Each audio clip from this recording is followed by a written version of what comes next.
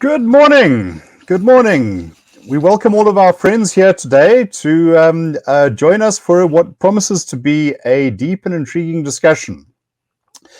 As I'm sure we need no reminding, South Africa is at a critical and perilous juncture in its history. We are seeing, I think, a level of despondency that very few of us can remember in our lifetimes, and possibly going back much further than that.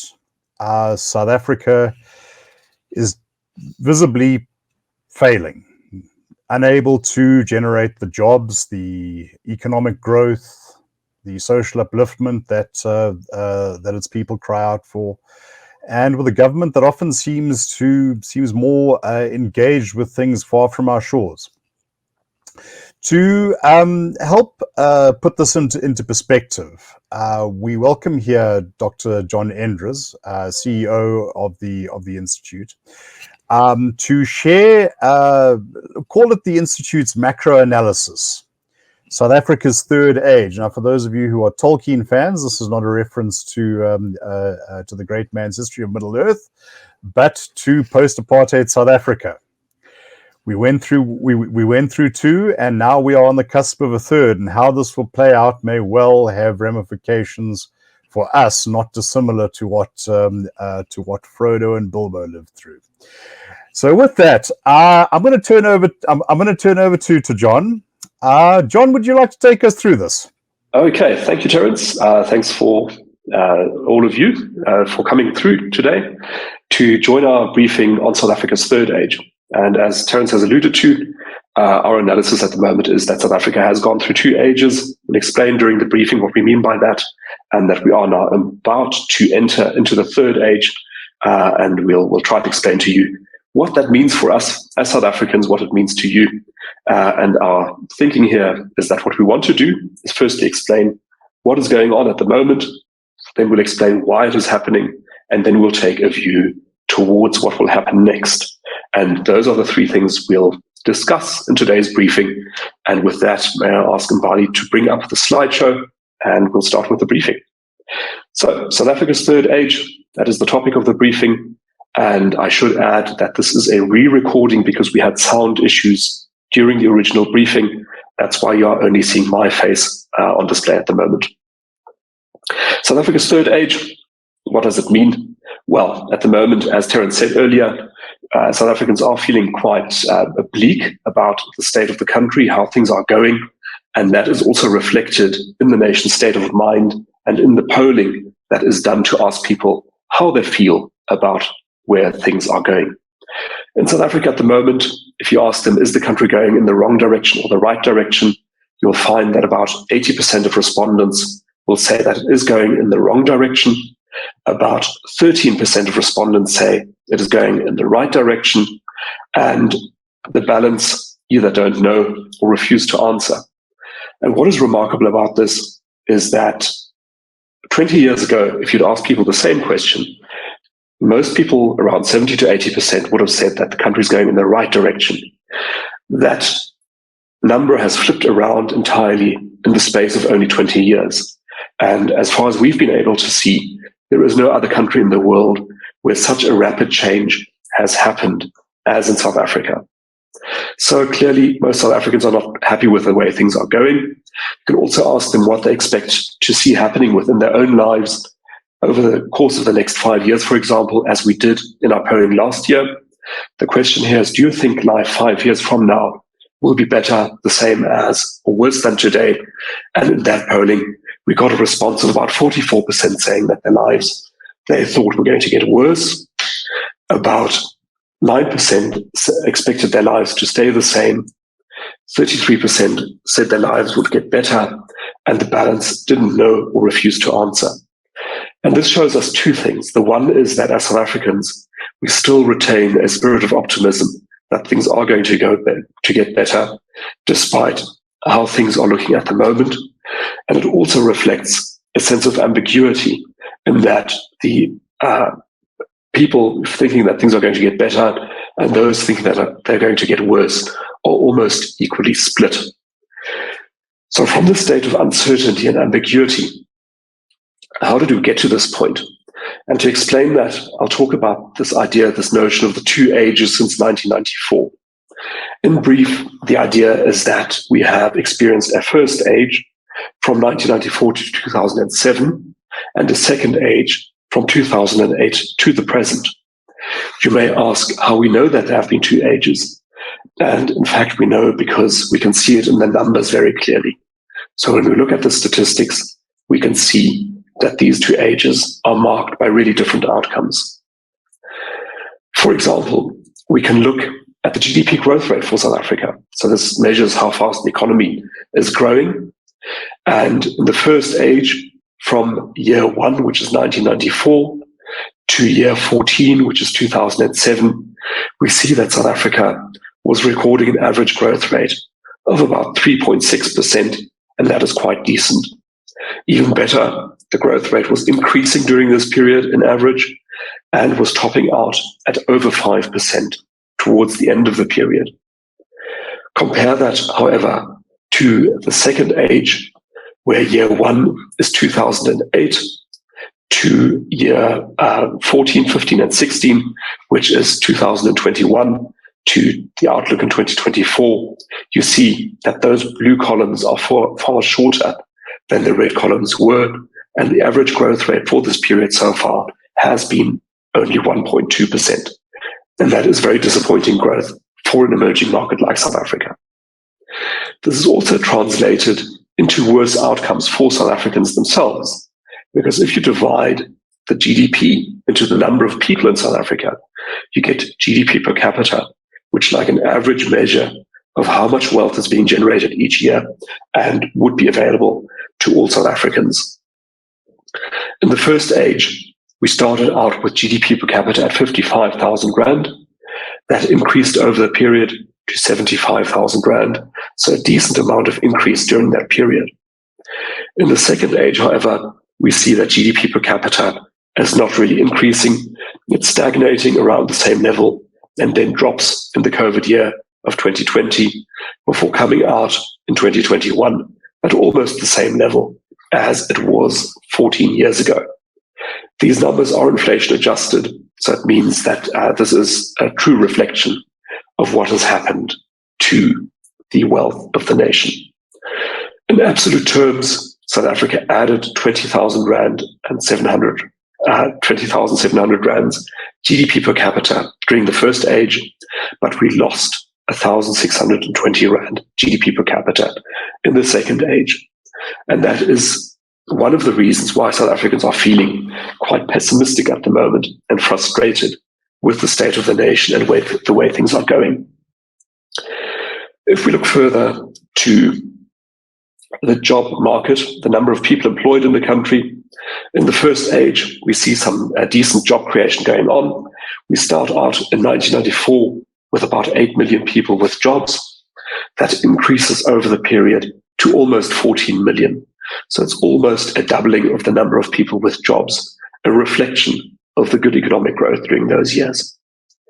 Compare that again to the second age, and we see that there has been very little job creation during this period. And we've ended up with a number of people with jobs not much higher than it was in 2008 at the beginning of the second age. In absolute terms, we added 5 million jobs during the first age, and we added less than 1 million jobs during the second age. And that is why our unemployment rate is also so high. When you look at business confidence, we see that in the first age, business confidence was quite strong.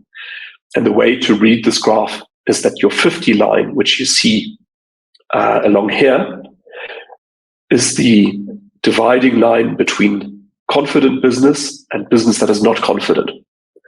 So in 7 years out of the first 14 of the first age, we see that business confidence was above 50, and therefore businesses were confident. They were expecting to expand, they were expecting to grow, they were investing, and they were creating more jobs.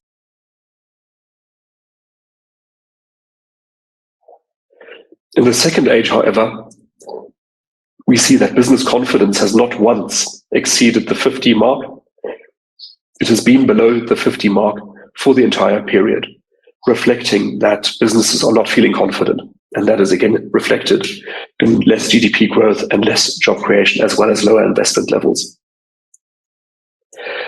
Looking at electricity, all of us are aware of load shedding and the impact that it has had on us. We can look at how much electricity Eskom has been able to produce each year. This is measured in gigawatt hours. In the first stage, the number of gigawatt hours increased from 175,000 at the start of that age in 1994, all the way up to 250,000 gigawatt hours in 2007 at the end of the age. So it's a decent rate of increase during that period.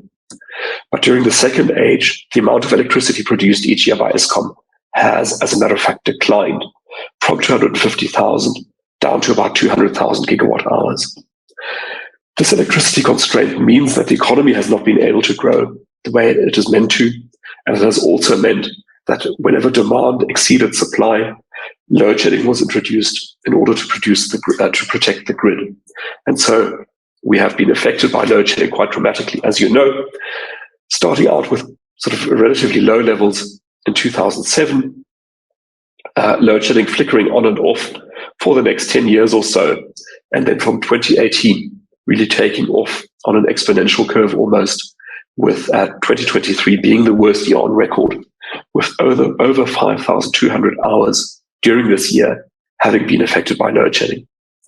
And if you keep in mind that a year only has 8,760 hours, it shows you that almost all of the year so far has been affected by load shedding. So what happens next? That is the question now. What lies ahead? And to answer it, we'll first go into the politics. So we'll look at some indicators of political support for the three major parties, the ANC, DA, and EFF. We look at the ANC first, and it started out in the period from 1994 to 2014 with an average support level of 65%, so almost two-thirds of the electorate supported the ANC during this period. This, we think, was a reward and recognition for its good performance during this period. However, as the performance of the government started to decline, so support levels for the ANC also started to decline, down to 58% in the 2019 national elections, and further down, below 50%, down to 46% in the local government elections of 2021.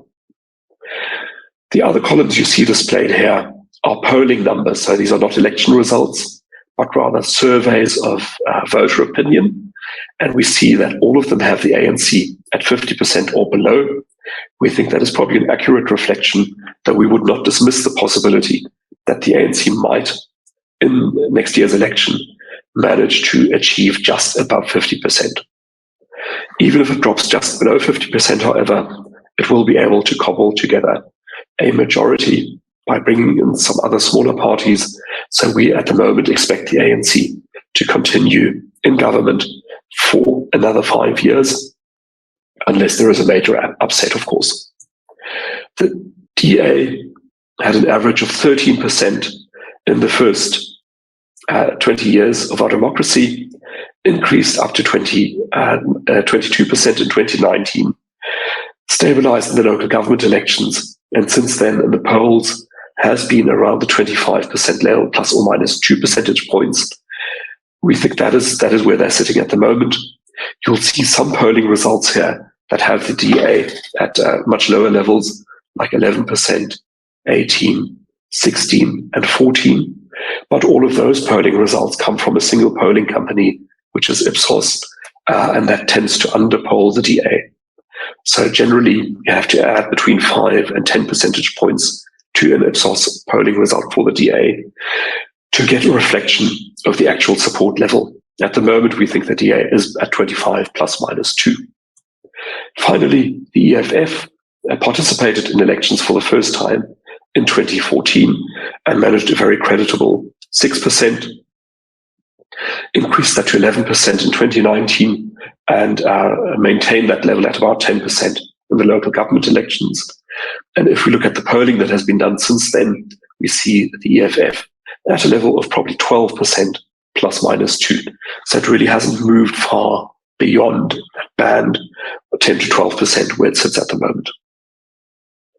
Finally, to conclude our analysis, to understand where we're heading to in future, we look at the role of the state, and we can understand it by looking at two axes. The first axis assesses states by whether they are enabling. In other words, do they produce growth through their activities? Do they produce jobs? Do they promote social advancement? Or are they states that get in the way, that are obstructionist, that prevent growth from happening, that stop jobs from being created, and that do not play a productive role in their society? The second axis ranges from receding state, one that is becoming smaller in terms of its size, in terms of its ability to get things done, or one that is expanding, one that is becoming more capable, that is maybe also increasing its share of the tax revenues it gathers out of the GDP, out of the economy, and that would be an expanding state. And if you combine these two axes, you get four quadrants. The first quadrant would be a developmental state. This is one that plays an enabling role. So you see the economy growing, you see jobs being created, you see large-scale infrastructure projects being rolled out, and the state itself is expanding its role within the economy, for example, through rules, regulations, through its ownership of state-owned enterprises, and it is playing a very interventionist role in this developmental state model. Think of countries like South Korea, Japan, or Singapore when you're thinking about a developmental state. Secondly, we might get a state that is detrimental, so that it is a state that is still very large. It gathers a lot of resources out of the economy in the forms of its tax take. It passes lots of laws and regulations, but now we see that its role has become obstructionist rather than enabling. In other words, it may plan very large infrastructure projects, but is unable to bring them to completion. We see the economy not growing, we see jobs not being created, and that would be a detrimental state. Next, a state that is obstructionist but receding would be an emasculated state. So what we'd see here is a state that tries to introduce large-scale new initiatives. Think of e-tolls, for example, where the state says, look, we're going to upgrade the highways. We've got this really amazing way of recovering the costs of that through gantries with shining blue lights that you're going to love. But as it turns out, because the state is receding, it is becoming less capable, people just say no thanks and they do not pay the e-tolls. So that would be an emasculated state, one that still has very grandiose ambitions, but is increasingly less able to fulfill its vision of itself as a very important expanding actor in the economy. And finally, we might get a lean state, which is one that is becoming smaller, but playing an enabling role. And if we overlay these four types of state over South Africa's history so far, we might get something like this. So South Africa's first age could be seen as a developmental age for South Africa, because we did observe job creation, a growing economy, infrastructure projects successfully being rolled out, social services being rolled out successfully. So between 1994 and 2007, it would not be completely mistaken to describe South Africa as a developmental state. And indeed, that was the language used by the government during that time. The government continues to use the same language, but it passed into a detrimental state from about 2008, where we see that the state gets in the way of job creation of a growing economy, and it becomes an obstruction to progress in society. It is a detrimental state.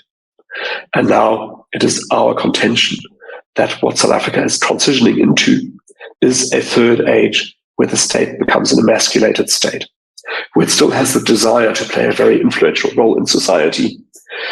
We see lots of rules and regulations being passed, but we see less capability on the part of the state to enforce those rules and regulations, less ability to assert its authority, and also less credibility on the part of the state.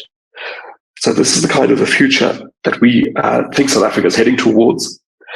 It offers both risks and opportunities. I think the risks are obvious in the sense that as the state recedes, malevolent actors can rush in to fill those gaps. Think of taxi bosses, warlords, or crime bosses who fill the gaps in the receding state. However, it also offers opportunities because the state becomes less able to play the detrimental role that it played during the Second Age, and that opens up the space for citizens, civil society organizations, private businesses, and also entities at the subnational level, like provinces, for example, or municipalities, to play a much more positive role.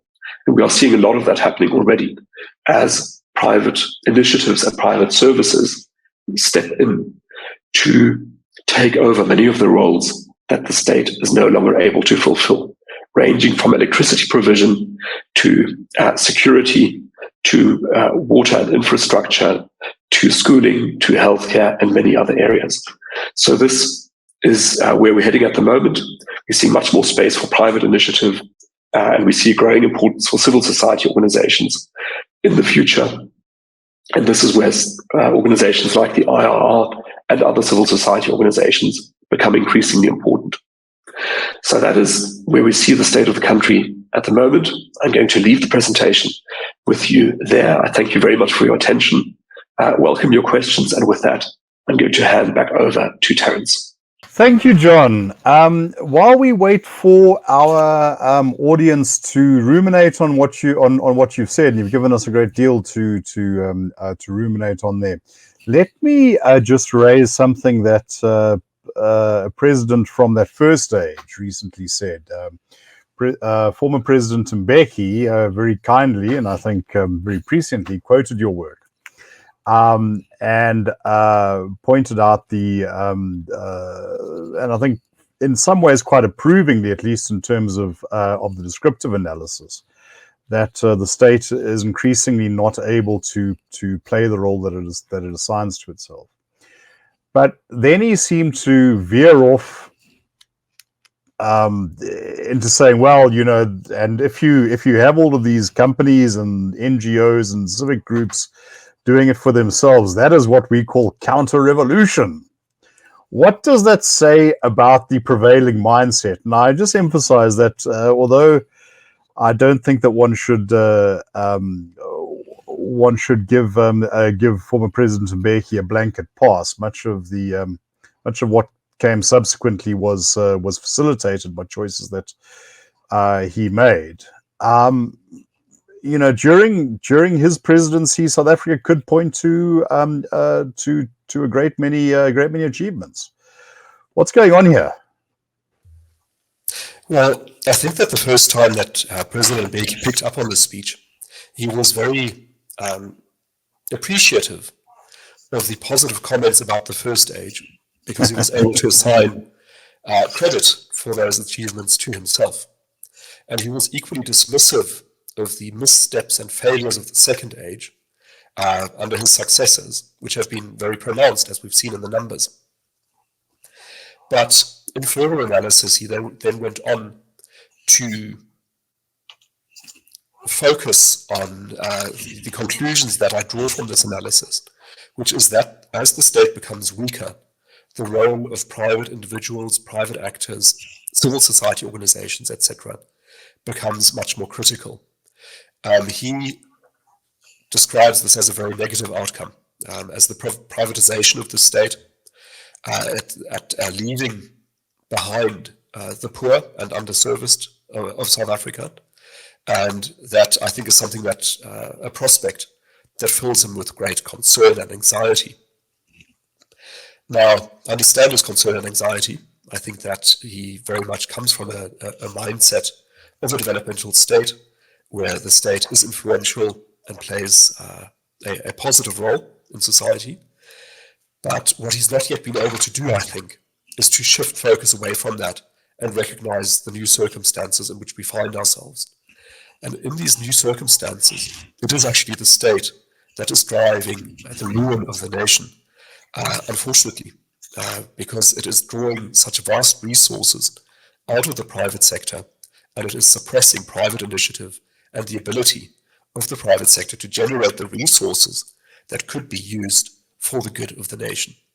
And I think that is a mindset shift which I don't think the ANC is going to get to. I don't know if they will. I think it's going to be very difficult for former President Mbeki, and I also don't know if the people currently in power are able to make that shift. I think that it's important to bear in mind that during his presidency and also that of his predecessor, President Mandela, there were a number of ANC policy documents that explicitly rejected the idea of less state, or there was a lot of once again locating it very much in the sort of ideological field, saying that people might talk about this in abstract terms, but the real target is to emasculate the developmental state. And I think one of the great ironies of the past 30 years is that no force has done that more effectively than the ANC in government itself. To the extent now that we are not talking about ideological choices, but simply at what the possible outcomes are.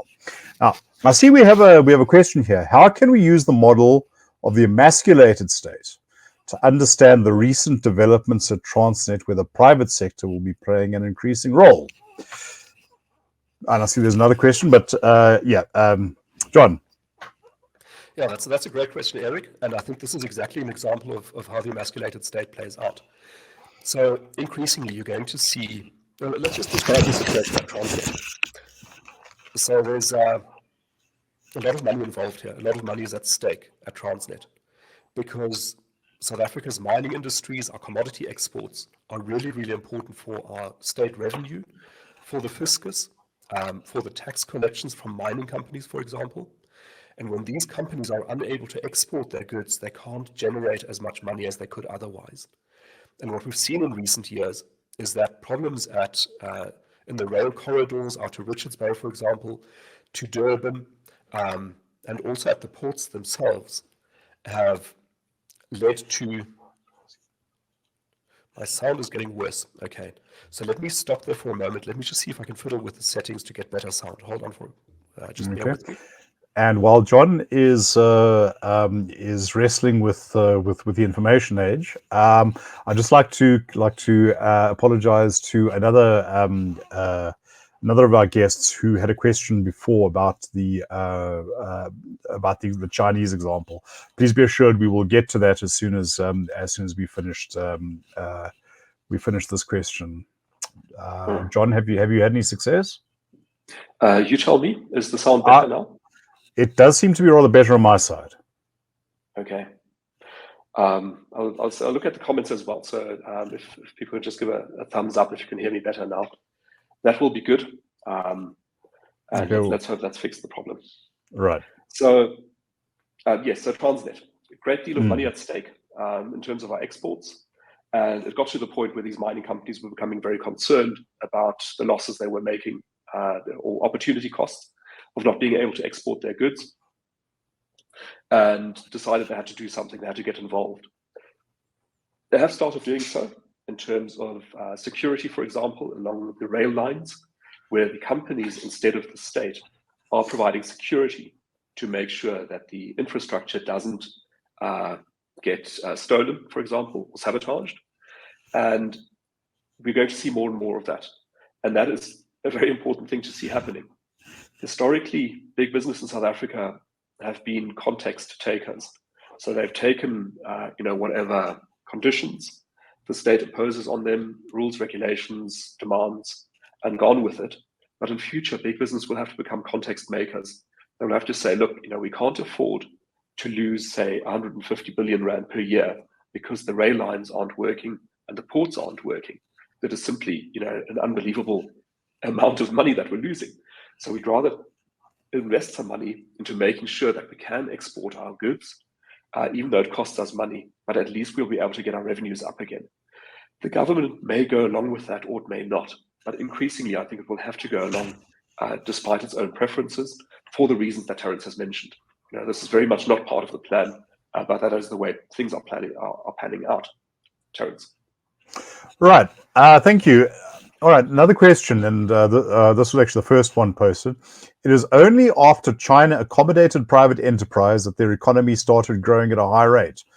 Can't the ANC learn from it? Now, this plays to a question that I'm often asked. Usually, if I hear the word "surely," I know that I'm going to have to start from first principles again.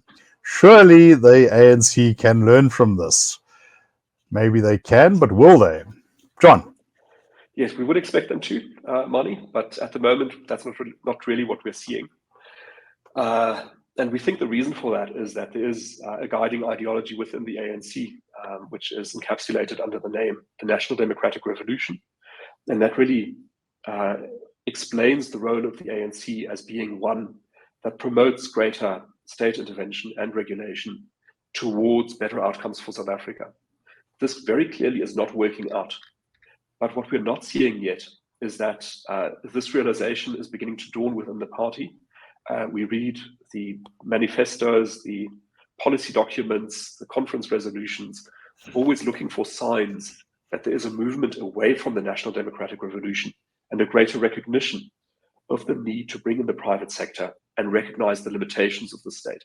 So far, we're not quite there yet. But we do see a growing sign of restlessness, I think, within the party, which is at least beginning to question whether these outcomes are the best that we can hope for. So maybe it is going to lead to some more insight and a greater opening towards the role of the private sector so we can get the growth rates that we need. Terence. I would just like to add that I think that there is, of course, a risk that that sort of private sector, or let me say rather non-governmental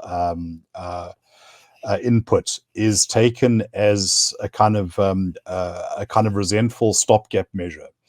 And when it comes to something like infrastructure investments, this is then circumscribed by very short periods that concessions are allowed for, or that civic groups or whatever wishing to take over particular community functions are hemmed in with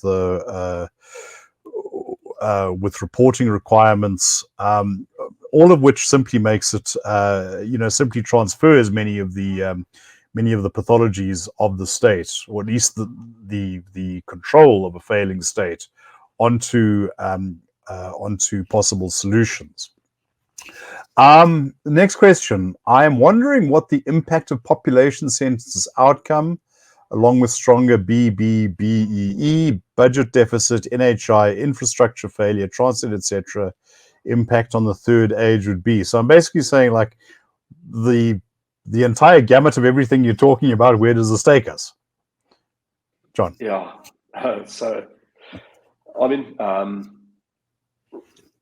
it's all falling apart at the moment. I think that's pretty much what you're describing. And it's I think polycrisis is not a bad word to describe it, because rather than having just one crisis, it's things popping up all over the place. Public finances are under stress. The kinds of regulations being passed are going to make things worse. They're going to depress investment levels further and make it even harder for the economy to grow. The infrastructure breakdowns are going to exacerbate that. And all of that, the impact on the third age is that we'll still see the state playing this detrimental role in South Africa. That's still what it's aiming to do through more regulation and more intervention, with all the negative impacts that has.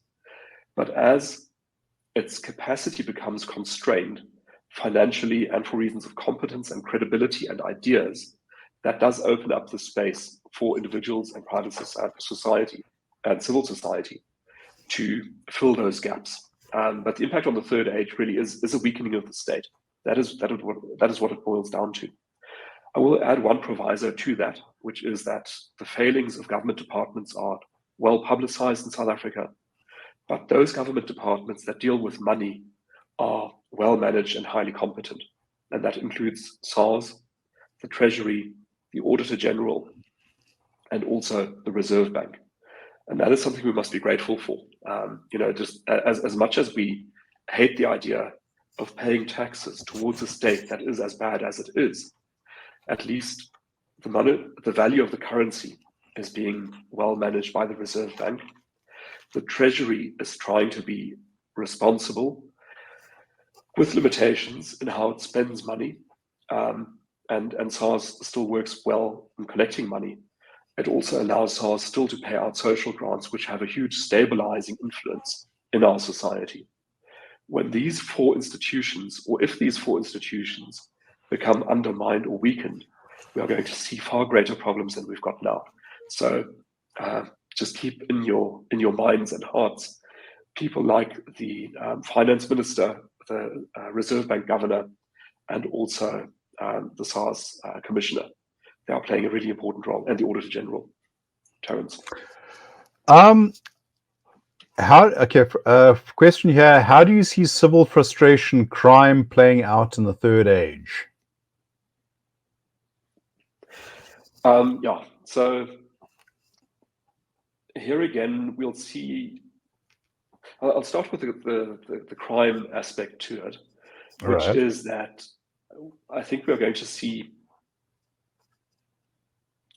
the growing importance of the private sector in crime, in combating crime and suppressing crime. So currently already, the number of people working for private security companies is larger than those working for the police and the army combined. Right. So private safety provision and security provision is already at a very high level. That is going to continue. That is not going to be universally accessible to all parts of the population. That is a huge problem. That's one of the issues with the third age, which is that people who can afford to do so, to protect themselves from the consequences of the weakening state, will do so. They were going to use private security companies to replace the functions of the police, for example, private schooling instead of state schooling, private healthcare instead of public healthcare, and private electricity provision instead of public electricity provision. But poorer people won't be able to do that. That is going to drive civil frustration. I think that is quite clear. This is also going to be reflected in the declining levels of respect for state authority. And that, unfortunately, is a huge problem.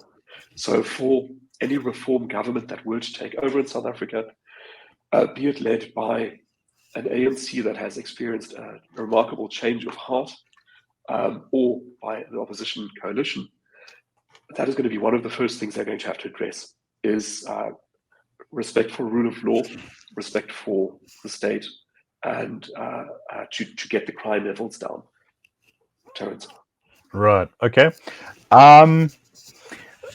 Another question from Erica. Any reason why the department's handling money performing better than other departments? Coincidence?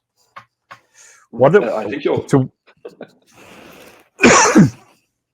To what can we ascribe that? Yeah, so I think this question might be a little bit tongue-in-cheek, but I think it's pointing in the right direction. It's not coincidence. I think it's very much by design. I think it is based on the realization that for the state to have resources which it is able to deploy for legitimate or illegitimate aims, it needs to be able to collect those resources. And that is, why these departments are exempted from some of the most damaging provisions of labor law in South Africa, and therefore perform at a much higher level.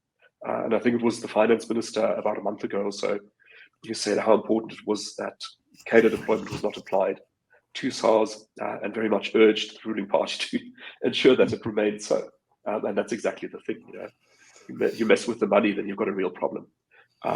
However, a warning here is that we do see some economists who endorse the so-called modern monetary theory, MMT, which holds that a sovereign state can never run out of money because it can issue debt and it can pay off that debt by printing money, which on the face of it is true, of course, but a very dangerous thing to do, because you devalue the currency if you do that.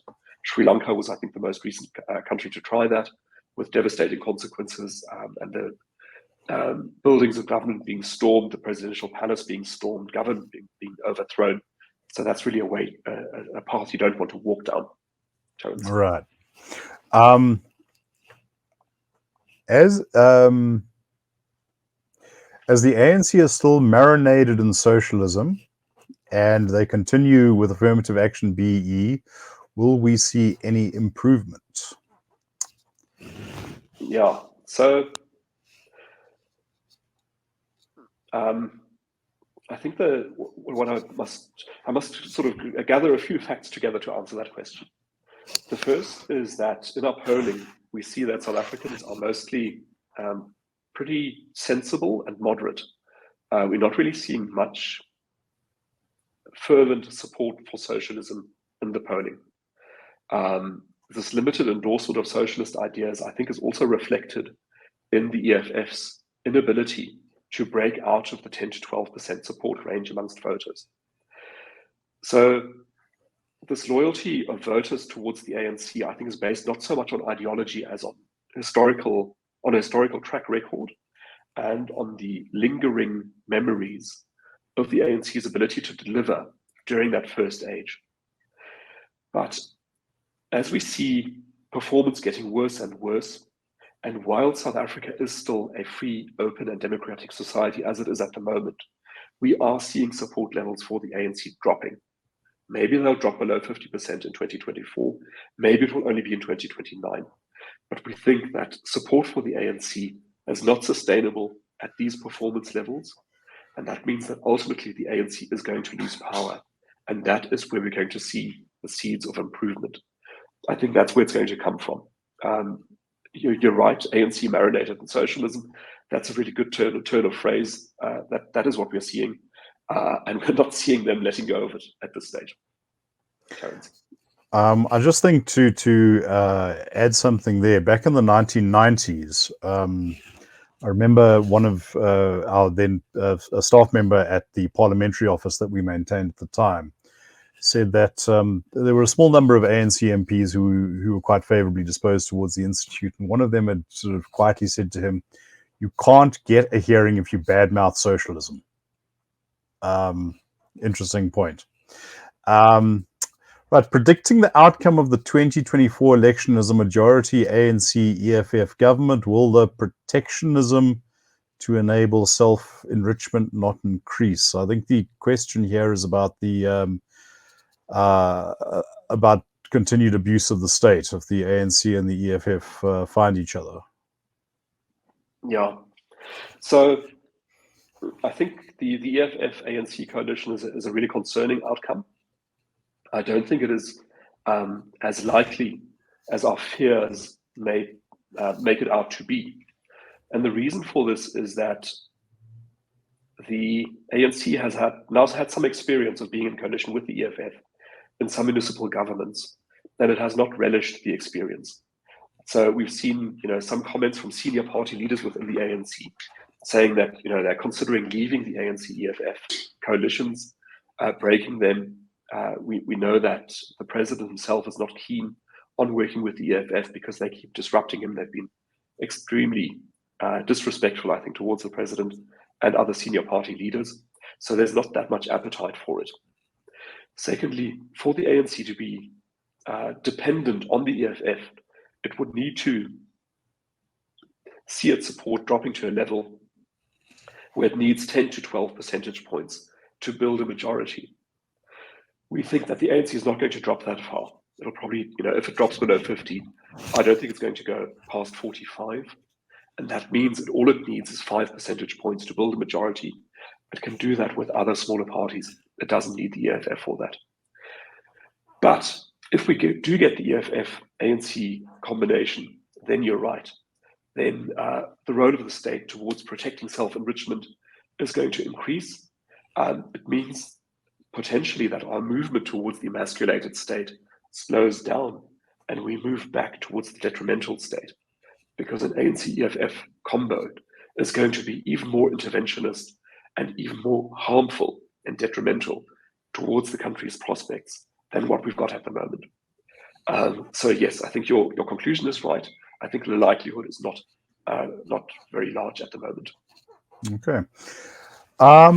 What are the implications of South Africa's foreign policy stance in the third age?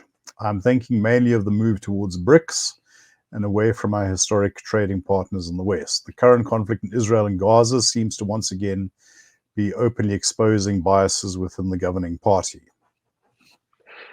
Can I play that one back to you, Terence? You'd like me to answer? Yes, please.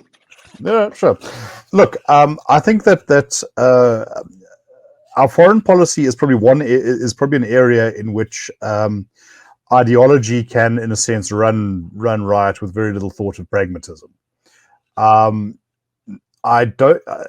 Foreign policy very seldom exercises a huge influence on South African public debate, at least sort of in a mass level. You wouldn't know it, but the polling that has been done in South Africa on people's feelings about the Israeli-Palestinian issue, and look, we are talking, more than a decade ago. It's the latest I'm aware of. Found more or less even a support for Israel and Palestine, but a majority of South Africans not really caring very much. Now, once again, these things are far away. We see these things blowing up where there is a sort of hot button issue, but I think for the ANC particularly, these are things that allow it to be what it really wants to be, which is a liberation movement. This is where it can shout the odds. This is where it can take these uncompromising stances. And I'm of the opinion that the sort of equivocating about what Hamas did is not so much because the ANC is ideologically committed to Hamas. I don't think they have a great deal ideologically in common, or necessarily because they approve of what they did. But there's a certain aesthetic there that appeals. The idea that these are the real liberationists.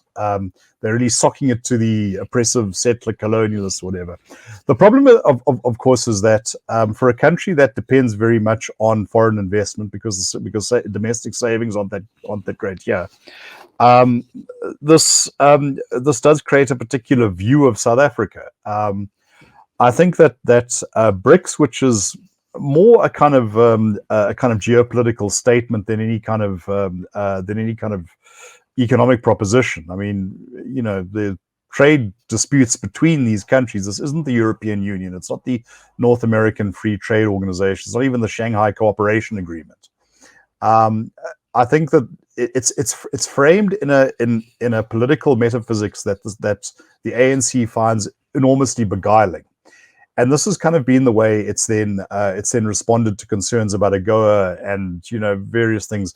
Oh well, we've got BRICS, so we'll be fine. No, we won't. For the foreseeable future, trade, investment, whatever, particularly if you want that high value add stuff, you need America, you need Belgium, you need Japan. You don't just get to change these things overnight. So it's the kind of thing that I think shows the detrimental and I would say baleful influence of ideology. Yes, I believe that South Africa, potentially could end up paying a very steep price for very little real gain. I think the other thing is that a country that increasingly is known in the outside world as the country that can't keep its lights on is not a credible partner to go and mediate peace between Russia and Ukraine, or the creation of a Palestinian state or whatever. It's just it's overdrawing that historical account. Also add something to that, if I may, Terence, which is that here again we also see a disconnect between the preferences, I think, of ordinary South Africans and the wishes of the ruling party. With polling done that asked respondents if you had the choice of living and working abroad, yes, and you could choose amongst the following countries, 6 countries, either the United States, UK, Germany, or China, Russia, or Cuba, where would you go? Right. Where would you raise your children? And where would you prefer to work? With about 70 to 80% of people saying that they would prefer to live and work in one of those Western countries. And only about 10% plus some don't knows wanting mainly to move to Cuba, but very little interest in moving to China or to Russia. So yeah, I think here again we're seeing this disconnect. Yeah, look, as I think one of the tragedies that a great deal of our foreign policy seems to be directed at areas where we have very little to contribute. And I think in cases like Zimbabwe, I think South Africa's probably played a negative role. In places like Eswatini, I'm not sure what role South Africa's played. In some respects, with the BLS Customs Union, South Africa's fate influences those of some of its neighbors, hugely. South Africa at one stage, particularly in the first stage, put a lot of effort into peace building in the continent. But I don't think it has the cachet or the resources anymore to do that. Let's move on to something else. Private security has a mainly reactive role to crime. Crime intelligence is critical to combating the various mafias that we have seen opposition to this when Eskom tried to intervene. How will crime intelligence be handled? Really tough one, because even the most adamant libertarians will concede that there are some roles that are properly delegated to the state, and that includes things like policing, law, so the judicial function and so on. So that becomes quite difficult to replace privately, and it is only possible to do so to a limited extent. The Eskom example is really interested. I'm at the moment reading De Ruyter's book about his experience at Eskom, and he goes into detail about this. So he got tipped off by a whistleblower about problems at a specific power station, and he realized that he should have gone to the police, to maybe even the state security agency, to get this investigated. But he also knew that if he did so, chances were probably less than even that he was going to get any results from that, because the law enforcement authorities are compromised. Sometimes they're involved in crime themselves, and so what he did was go a parallel route, which was to get a private forensic company to investigate what was going on, producing, by all accounts, a very impressive, I think, dossier of goings on and relationships and the main individuals involved. But even then, once you've got that information, what do you do with it? And so there were some arrests, but mostly people were released almost immediately on tiny bail or released for lack of evidence or whatever the case might be. So law enforcement, big problem in the emasculated state. One little bit of hope within that scenario, I think, is that among the many actors producing better results in this emasculated state scenario are public entities at the subnational level. So if you think of the Western Cape province, the city of Cape Town, they are producing these functions in the absence of the central state doing so, and doing so successfully. So there's the LEAP program in Cape Town, for example, and we also see the administration being quite firm in how it deals with challenges to the rule of law, as we saw with the taxi strike, for example. So ideally, you want many of these subnational agencies or entities to be able to play that role, be it a state-owned enterprise like Eskom was under De Ruyter, or a province or a municipality, and that's going to become quite important. But I share your concerns about this. If I could just add to that, after the 2021 riots, the report into that was commissioned by the presidency, the official report flagged this as a major issue and said that the politicization of this institution had become a national security problem. That is like the sort of penetration of the most sensitive parts of the state by what is effectively organized crime. It may call itself, political actors or whatever, but they simply have no role being there. They never did. But for a long time, this went by, and I think to the discredit of many many of South Africa's deep thinkers, without great comment. It was simply assumed that this was the way things were and the way things were going to be. A number of very, very competent thinkers would use the term deployed as a sort of as the preferred term to describe somebody taking up a job, very much locating themselves in that analysis.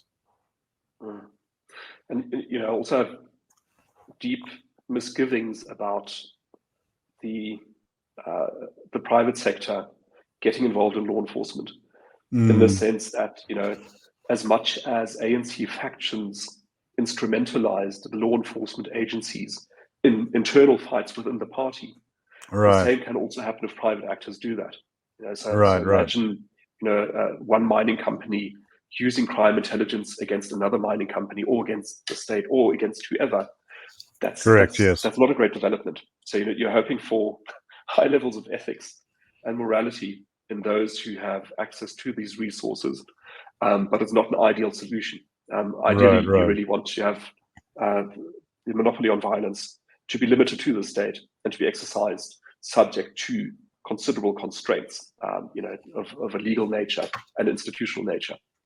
Right. I would like to invite our audience to perhaps contribute to one, maybe two questions. We are approaching the end. John, let me put something out there. What do we need to get South Africa working again? Yeah. So I mean, that those were also going to be my closing remarks. So if we don't get more questions, then I think I'll go into that now. But what we really do need is we must understand the situation that we're in, and I think we must understand that the state is receding. As it draws back, it leaves gaps. Those gaps are not going to remain unfilled. They are going to be filled in some way or other. They can be filled by malevolent actors. So I think of taxi bosses, warlords, mafia bosses, construction mafia bosses. Those people are filling the gaps being left by the receding state, and they're doing so in a way that is detrimental to society locally and also throughout South Africa. That's a really dangerous development. Right. So these replacements don't really result in lawlessness, because lawlessness is always a temporary state. But what you get is the imposition of a new form of governance in an area that rests on force and violence. So effectively, you've got the strongest actors calling the shots, living a great life as a result. If they're the ones on top, but everybody else leaves a pretty bad life. So this is really not a situation you want to see progress. How do you avoid it? Well, you've got to be one of the positive actors filling the gaps. That means that as friends of the IRR, you understand the situation that you're in.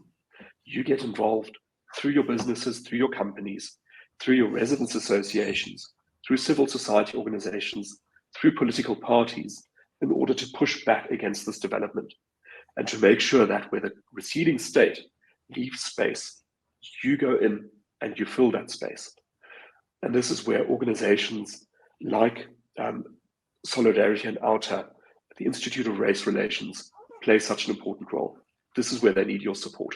So we are very grateful for your support, and we encourage you to support not only this institute, but also other organizations playing a similar role in South Africa.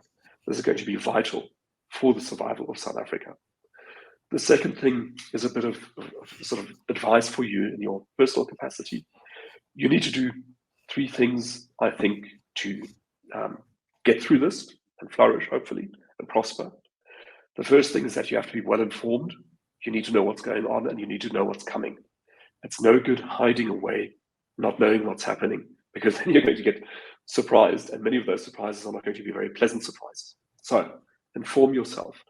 Follow IRR publications, read the Daily Friend, read the newspapers, read broadly to understand what is going on in this country and to have a very clear vision of what's going on. The second thing you must do is, as much as possible, diversify. So in terms of your reading sources, your information sources, your sources of income, whatever aspect of your life you're considering, try not to be dependent on a single resource. Always go broad. Always make sure you've got multiple things going on at the same time, if you can. And the third thing you must do is not allow yourself to be isolated. You have to network and you have to work together with other South Africans, other businesses, other NGOs, private organizations, to create strength in numbers. Don't let yourself be isolated. Work together with other people. And then you manage to build up, on the basis of these 3 steps, the ability to resist whatever problems are coming your way, and also to create the foundation for a better future and better outcomes out of this foundation of resilience and being well informed and being networked. Terence.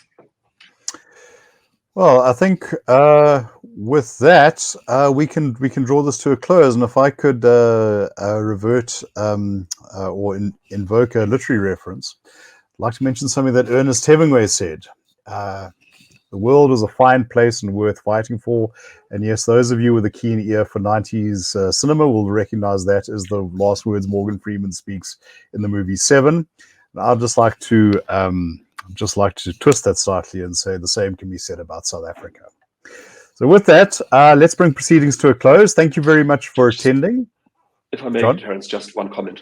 I realize that I neglected to mention something very important, of course, which is the political parties. Politically, do become engaged, do become involved. The IRR is non-partisan, so we're not going to tell you how to vote or who to vote for, but you should be clear on what the various parties represent. You should make sure that you vote in alignment with your interests, and that you also involve and include your neighbors and circles of friends in that. So don't stand on the sidelines, don't ignore elections, don't ignore the politics. Do something about it, because that is how you manage to change the framework within which we operate. So that is super important. Terence. Is that not the same as saying you may not be interested in politics, but politics takes a very keen interest in you? Exactly. Okay, so with that, let's draw to a conclusion. Thank you very much for attending. Thank you very much for the stimulating questions, and as always, thank you very much for the support that you extend to the IRR. Without your help, we would not be able to do what we do.